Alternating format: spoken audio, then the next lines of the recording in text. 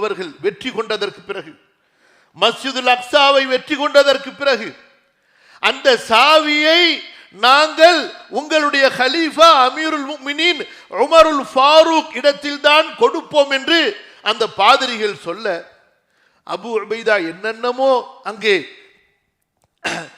செய்து பார்க்கிறார்கள். கலீஃபாவை அவ்வளவு தூரத்திலிருந்து வரவழைக்க வேண்டுமே, சிரமப்படுத்த வேண்டுமே என்று யாரை காட்டினாலும் அவர்கள் ஒத்துக்கொள்ளவில்லை.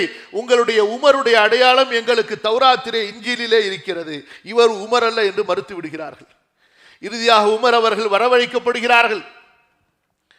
ஒரே ஒட்டகம், அடிமை சிறிது தூரம் வாகனித்து வருகிறார், உமர் கடிவாளத்தை பிடித்து வருகிறார்.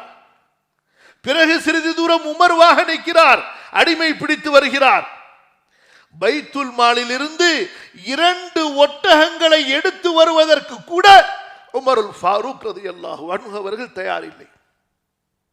அன்பான சகோதரர்களே, பைத்துல் மாலுடைய செல்வம் என்பது, முஸ்லிம்களுடைய செல்வம் என்பது அப்படி பாதுகாக்கப்பட வேண்டிய செல்வம்.